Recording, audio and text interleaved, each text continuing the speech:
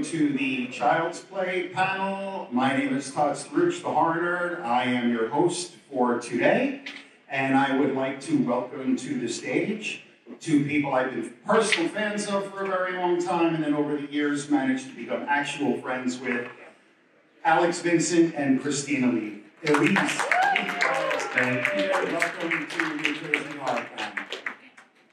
So I'm wondering what I could possibly ask you guys that I haven't asked you over the years, right?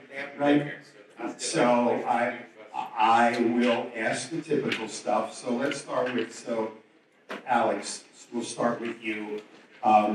Just tell the fans how you came to be part of Child's Play. How did you land your role of Andy Parker?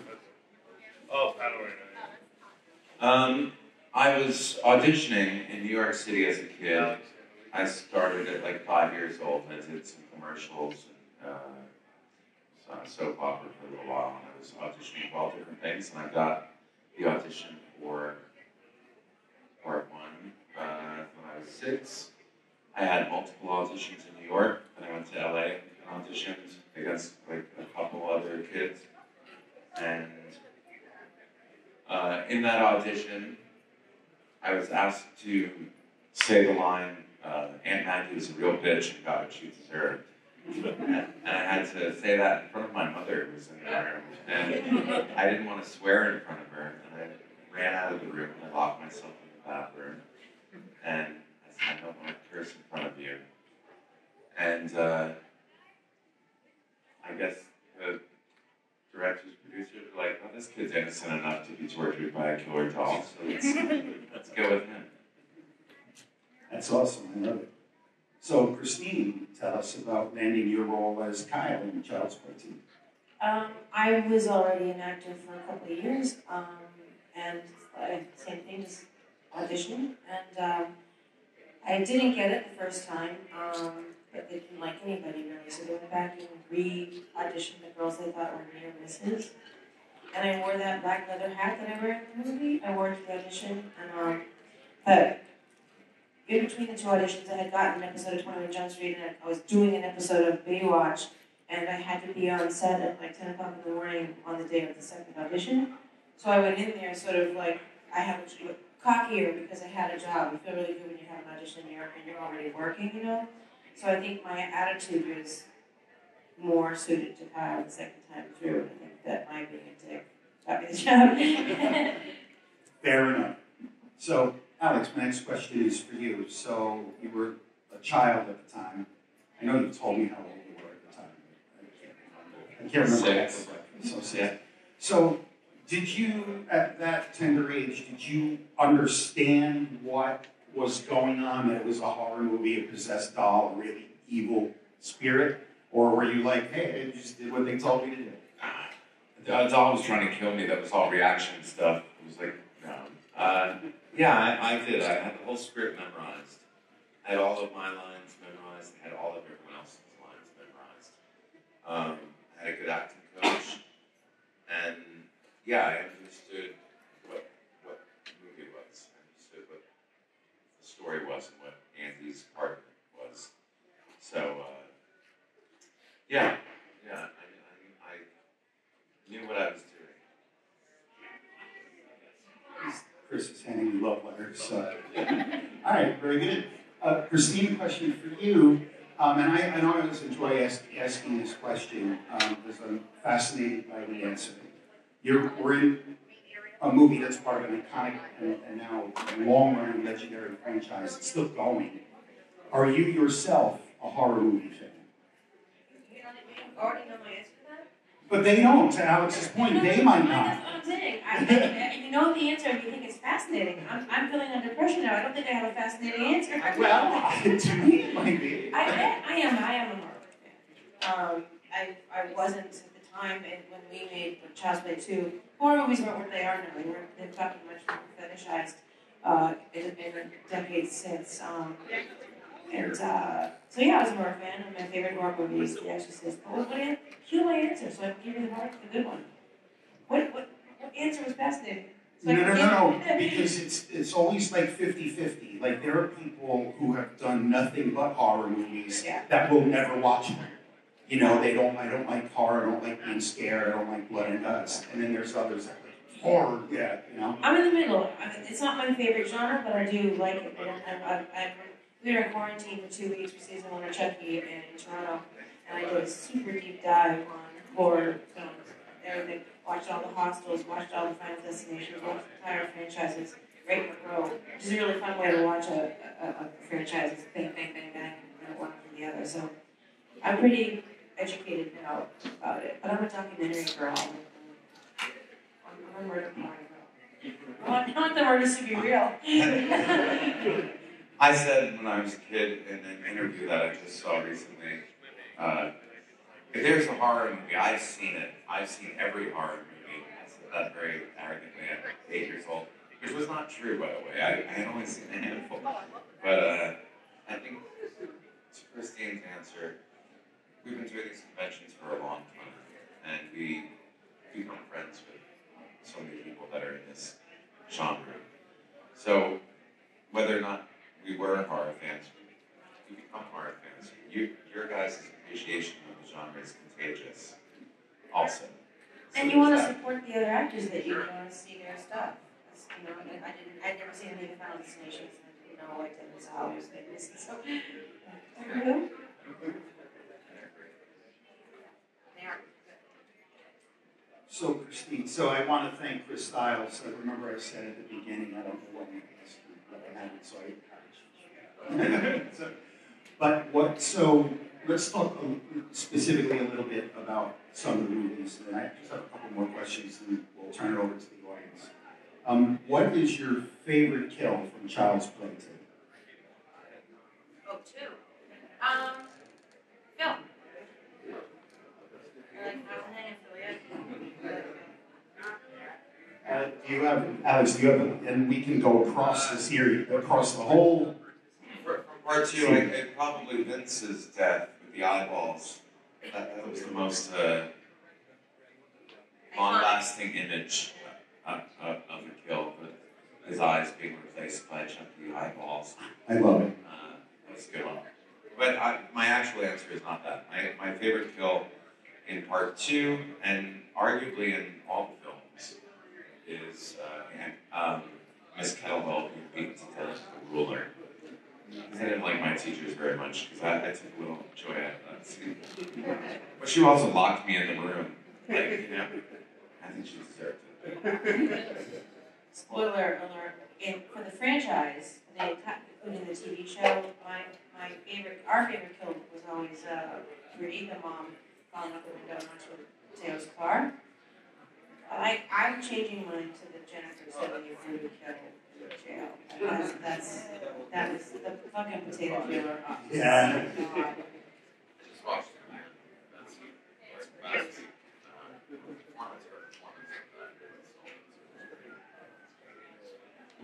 So, obviously, this franchise is going on like 4 decades now, right? And gone through multiple films and now a TV series.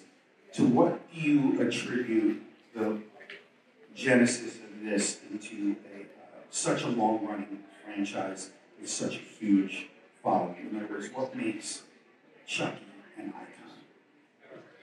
It's a loaded question. I don't know. He got into all of your psyches somehow, and you enjoy the fact that he will kill you brutally and make you laugh at the same time. I always loved Brad's answer where he said, Chucky just wants to turn people into a piece of meat. I don't know what it is that you guys connected to him so much. He hated you as kids. Right? He hates kids. And yeah, it's just Nick, he's charming, believe it or not. I don't want to give the fucker that credit, but he's charming. And I think that's why people fall in love with him. It's a character that you can't help but love. Maybe even relate to. I think a big part of it, though, is that it's always been in the hands of Don Mancini, and is nobody else's vision has ever tainted Don's vision, and there's no other franchise that can say that. I think, for example, this is no shade on like Rob Zombie or something, but if Rob Zombie were to come in and direct one, it would be a very different show. Thing, when he wrote one, it would be very different than Don's version would be. And I think also there's a lot to be said for the practical puppetry. I think that he's a practical puppet. I think that's really important. I think it's sort of a warmth. Even when he's not perfect, he's kind of clunky and the movements aren't really necessarily super convincing. People forgive that entirely because it's a practical puppet, and I think that there's a warmth. I don't like digital computer-generated animation. I don't like old school animation. I think it has more soul, and I think, pardon the pun, but I think Chucky's got the soul to Chucky that comes from puppeteers. I completely agree, and to your point about him being charming, I've always been, not just horror, but movies in general, I'm a fan of the villain. And the villain has to be charming and relatable and likable in certain ways, and that I think makes them even more effective. Exactly that. That's why I had a really hard time sort of coming around to Art the Clown, because in the first movie I didn't know why he was doing anything, he doesn't say anything, and I was like, I just need a backstory, to think they're getting into that. I like the second one more than the first one. Me too. I suppose you guys are all also under the spell of T'Pollo, so you're gonna like it whether you like it or not at this point. So at what point did talk of a TV series begin? During Cult. When we were making Cult, Don had expressed to us, like privately, personally, that he wanted to take it to a TV series with several obstacles came in the way of that happening. It took a lot of effort on his part between him and Universal and Sci-Fi to actually get greenlit and to get it to move forward. Obviously, that reboot came out at a time that made it a challenge. The pandemic obviously made it a challenge. But yeah, we knew in 2017 that was the goal. And by 2021.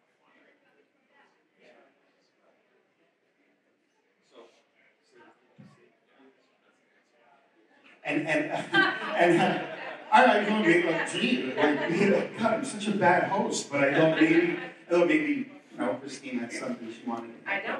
Okay, fantastic. So, did it ever occur to you that, hey, this was going to continue on into a TV series, and then tell us your emotions when you found out? Well, my answer is I'm an actor, and work is hard to get. So if someone gives you, and I love to, so there's that. Just the practical reality of having a job is really hard. Old lady and old ladies are invisible, so all work is precious. But then there's the element of family that it's Dawn. I've known Dawn and Jennifer since Dawn, Jennifer, and Alice have known since 1989. So there's this family element, and it's a very different work environment when you know everybody. I genuinely love everybody. Alex, what's your favorite episode of the series so far? Do you have one? I have a few. Season 1, I really loved, for some reason, episode 3. Episode 3 of the first season, the first 2 were kind of setup episodes, and then 3 takes this dark turn in the middle of it, and I was just like, oh shit, this show's really good. So 3 kind of set me off. Then season 2, episode 6 of season 2, He Is Risen Indeed. It is a favorite. Death on Denial is certainly a favorite. That's the Crowned reunion episode that stands alone where everybody from Crown can't Tina Gershaw and everybody come. Yeah, not a traditional Chucky story, but that departure from kind of the feel of the rest of the show was fun for us. Episode 7, the Exorcism episode of season 2, I think was fantastic. And then I guess season 3, episode 3. Excellent. So no one comes to panels to hear the moderator drone on and on. So let's switch it over to some audience questions. What would you guys like to know? So, Chris. So I consider Chucky to be like kind of the Cobra Kai for horror fans. It's like this amazing series that relaunches one of your favorite franchises in a way that you didn't expect but instantly love. But one thing I think is interesting is Cobra Kai is now sort of relaunching the Karate Kid film series. So could you see Don getting behind at some point where you're still doing the show, but in between every couple of seasons there's a movie as well? Has that ever been talked about? I don't think it'll happen like that. I think the show will play out as long as it does, and then potentially there could be more films after that. But I don't think it'll happen currently or anything like that. I think this TV series will last as long as it does, and then hopefully Chucky continues to come back, and if there are ideas, and yeah, I mean, we hope it keeps going.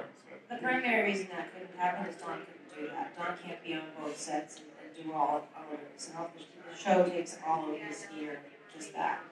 Writing it, producing it, post-production, all of it, So he's never going to hand his baby to somebody else. So. Well, I'm just greedy. I want more Chucky. I want more Don. I want more Christina. I want to be in more Chucky. Oh, thank you. Thank you.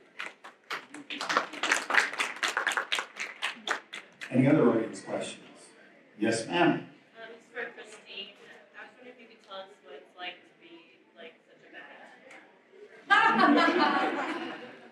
Well, I go to the bar, I drink too much and cry. That was my night last night. I was a big puss. I'm not a badass. It's bravado. She is so badass. I agree. Thank you. Anyone else? Yes, sir. For Alex, were you ever approached for part 3? No, I was too young. They, when we were making 2, it was, like towards the end of that experience, there was talk that there would be a third one. At that point, I thought that I would be in it.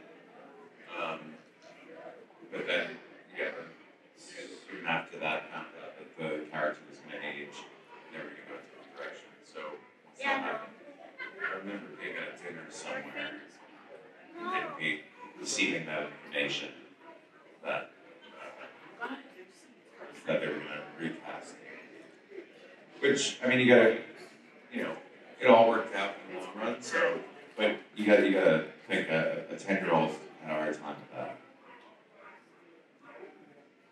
Just to follow up on something Chris said, and you may not know the answer, but does Don have the entire series mapped out at this point? Or is it, we're going to go by season and see what happens? He always thinks ahead. And then changes everything. And then, yeah. So, yeah, that's really a question for Don. Don't really know. I mean, he has thoughts of what he would like to do, but yeah, that was you adjust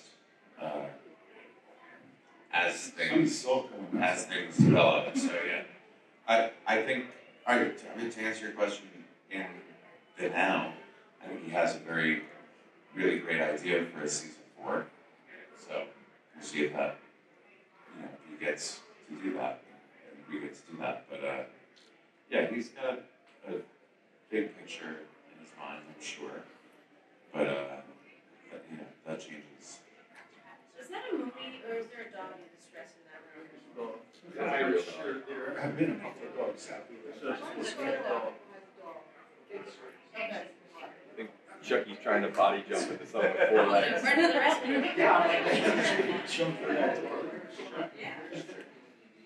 I don't want to kill the dog. I want to save the dog. No. Chucky only kills cats. No, you just talk about animals and you'll find out how much of a badass she is. Yeah. So Christine, this question will start with you. Do you have a setting that you'd like to see for a future season? I would not be so pretentious as to have any opinion about where it should go or how it should get there. I trust Don completely. He's a genius. That's a fair answer. He's more like he thinks and wants to contribute and runs things past Don, and Don uses some things that he says. I've never done that. Yeah, not really major plot points, but He invented Chuck. yeah, it's You. yeah, it's always Don's story. So what he wants to do, I would say that he takes your best thoughts into consideration, of course. I don't. You guys are why we're involved. Yeah, I do not think we're going to see Chucky in space. So you guys can stop talking about that. And we're not going to see Chucky vs. Leprechaun either. So you can stop talking about that too. Oh my God, half the audience just walked out. Don likes Megan. Who knows? I saw the most recent episode. Chucky had something to say about that. All right, let's go back to the audience. Any questions out there? Okay, let's start maybe right in the middle. So for both Christine and Alex, outside of the Chucky universe, what are your favorite horror movies? She's The Exorcist, which Jerry said, but mine is The Shining. It's probably my favorite horror film. Yes, sir. What do you think of the reboot that came out? New phone, who this?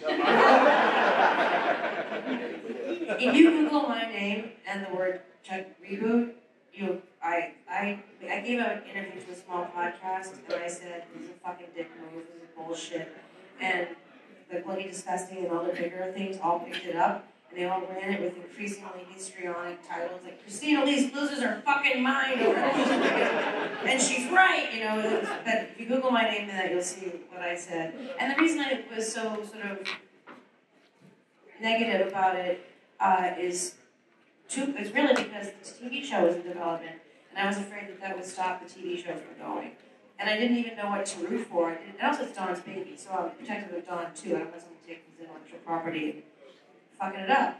But I didn't even know whether to root for it to succeed or to fail. I didn't know how that would impact Universal's choice. If it did very well, then I go, oh my God, this huge appetite for Chucky, let's get this show going. Or they can say, oh fuck it, give them pass the baton. They took it from us and let it have it die. So it was really selfishly motivated though. It's my wanting the job and my wanting the show to go that was why it was so.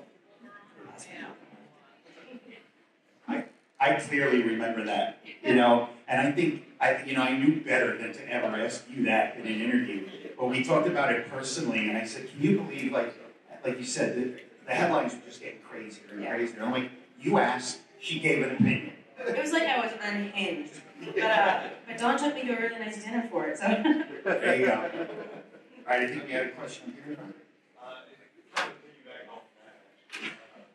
That basically when Child Play first came out, you know, it was a horror genre, and then as we started going out, Bride and all that, then we started going into setting. When reboots come back out,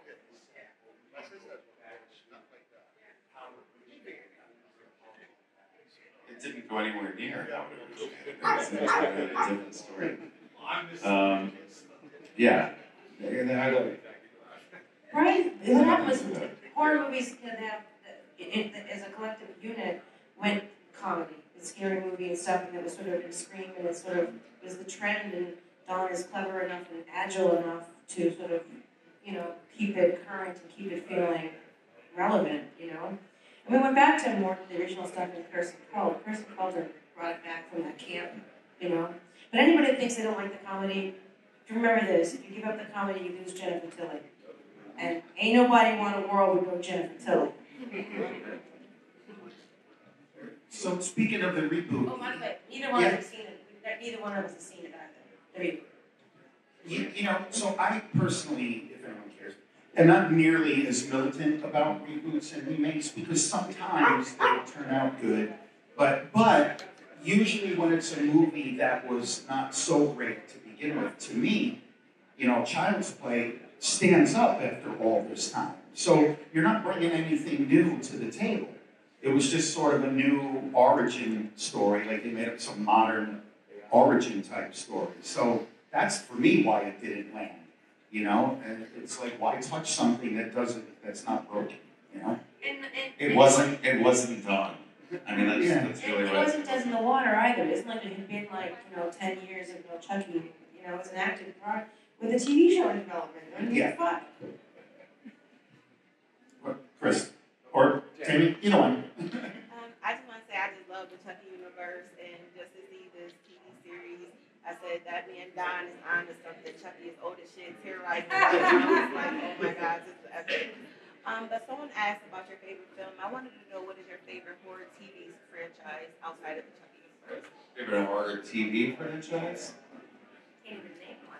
Yeah, there's not that American many Horror that Story start. like that? American Horror Story is a great answer. Yeah, that shows it. I'm not a Walking Dead fan. I know that's maybe would be the next one that most people would say. I like American Horror Story a lot too. Chris. So I had one kind of follow up, and not to like harp on the reboot or anything, because I think none of us here really like that movie. But I'm curious how the legality of it works. Is it a situation where like MGM owns the Child's Play and no? That's it. So, but they don't own the rights to make Child's Play 7, 8, 9, 10, 11, 12, like just the remake of the first movie. I think so. I don't know. Universal is the other one, so. Universal, right? So I don't know. Yeah, I don't know how the IP was divvied up. Okay. I really don't know the answer. No worries. Yeah. So I have a follow-up to the TV series question. What horror film would you like to see made into a TV series, or you think would make a good TV series? Fright Night. Yeah. Yes. That's a good one. I don't have an answer to that, but I really loved Hannibal. I forgot about Hannibal. Hannibal was great. And if you ever get a chance to meet Brian Fuller, who's the guy that created that, he's fucking awesome. So seek him out. Very cool. Let's keep going in the audience. Yes, sir. So we've established Chucky is not going to space. What about Chucky going to hell? Oh. Fingers crossed.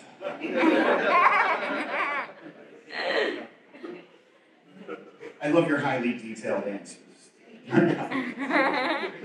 Yes, sir. For Alex, as a child, were you ever scared of Chucky? No, I thought he was very cool. Being on set with a practical puppet and multiple guys operating it. Just think, as a kid, seeing something like that, type of animated robot, it was way too cool.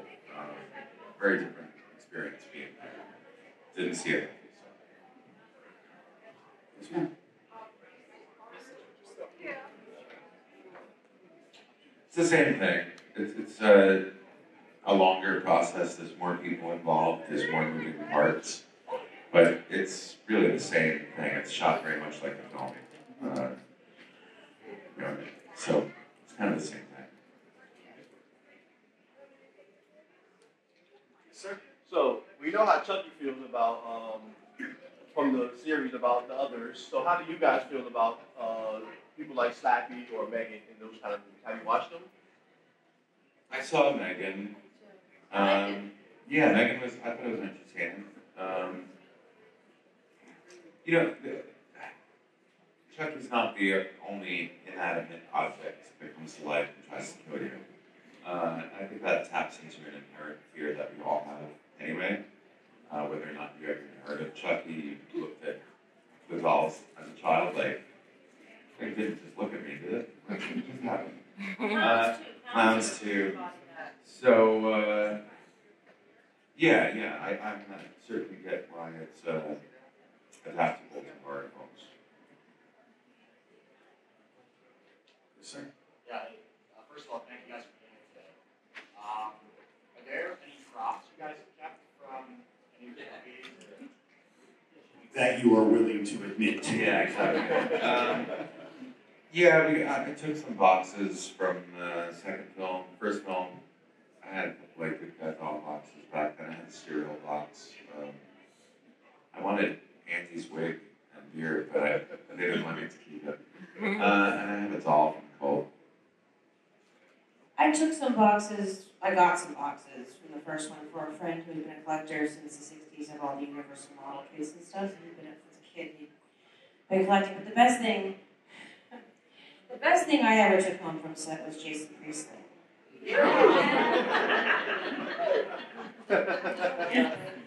Best answer ever. Any further questions? Yes, sir.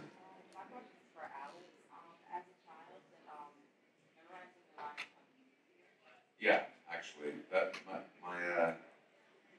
it was easier than it is now. Yeah, somehow that. When you're a little kid, you get so much more sponge space and cold stuff, and now you can't remember what you had for lunch. Yeah. We got that right. Yes, sir. Right. For both of you, if Don, the creative genius that he is, decided to do like an Avengers-like movie or TV episode with, and Catherine will be willing to come out of retirement, would you be open to working with Chris and Catherine again? No.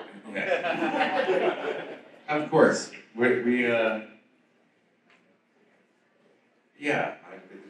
would never not want to do that. So yeah, if Don believes in it, we believe in it. If they ask me if I want to do it and they're paying me, I'm fucking there. That's true for any acting job. The only rules I have is I don't get naked and that it can't be embarrassing. Other than that, I'm an actor for a living. It's what I do. It's my job. I don't have to like the project at all to agree to do it. It's a really weird or common misconception that people think actors' resumes reflect their taste in television and movies. That's only true if you're Jennifer Lawrence or something and you get that kind of power. Of course I would wish I was in, Schindler's List, but I got Matlock instead. I got a Matlock. I got a Father Dowling mystery. So you do what you just do the job because you got to pay rent. Indeed, Chris. I had one. Since you mentioned, Friday Night, the great Tom Holland. Have you kept in touch with Tom over the years? And Christine, have you ever met Tom and talked about Childhood too? Yeah. We've done conventions together, so yeah, that's really when we see each other for the most part. That's when I see him. Yeah.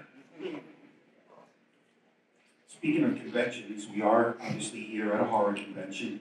What's either the coolest or the weirdest thing someone's ever asked you to sign at a horror convention? Thank you. I've never signed anything weird, but the weirdest thing I've ever seen at a convention is Felissa in that outfit. Just know that Felissa in that. Oh my God! You haven't seen Felissa with a dick. You're missing out. Wow. Anybody else? Yes. You know me, I go all over the place. My questions. I love you both. If you had to choose a career that was not at all any entertainment, what would you what would you never? I'm sort of stealing this from inside the actor's studio because I love that questionnaire.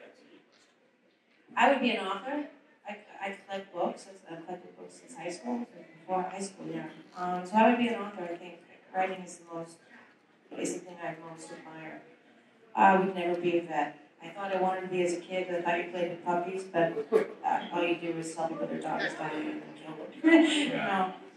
Yeah, I would never work in that field either. Amazing to do that. It seems too emotional.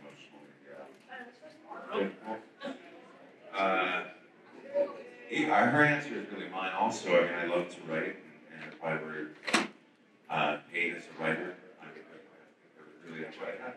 It's difficult.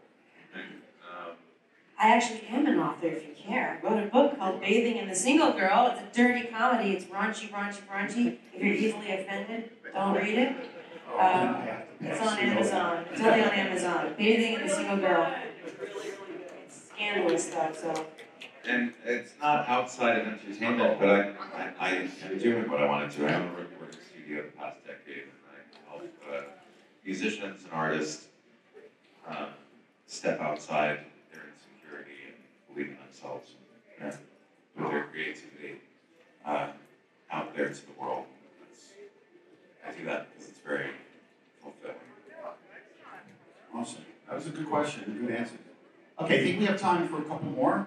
Anybody else? Yes, Elise. I'm curious if it's different portraying or tapping into emotions as an adult versus as a kid. Yeah, I mean, well, first of all, the biggest difference really is as a kid you have zero insecurities. Those develop, as a teenager, I guess. But yeah, so that part aside, yeah, you have more to recall. So it depends what emotion you're talking about. But the more experiences you have in life, the more you can draw from. So, in that sense, I guess it becomes a little easier. I didn't act as a kid, so I can't answer that. But I can tell you, I'm not a trained actor, so getting emotional work is a crapshoot for me. I never know if I'm going to get where I need to get or get what they want from me until it happens or doesn't.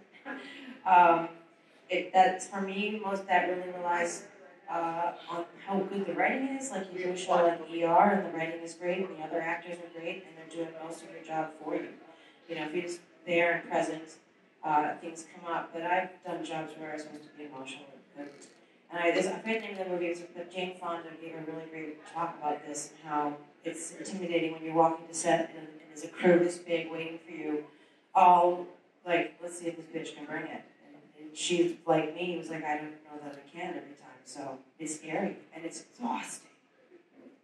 Yeah, I mean, like anything, like any job that you have to do, your energy is there sometimes, and sometimes it's not.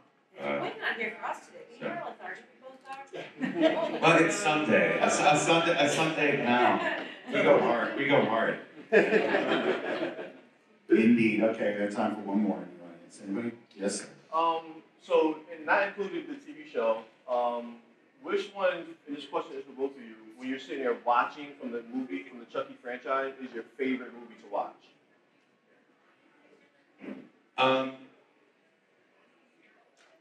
Well, see, the first two I've seen so many times throughout my whole life, so I can't say that. I mean, like, part two is my favorite of the films, I suppose, but I've seen it so much, it's been around. So, Curse of Chucky was a really fun experience for me. I really liked the tone and feel of that film. So that was a fun experience for me. So it was called. What was your question? Colt.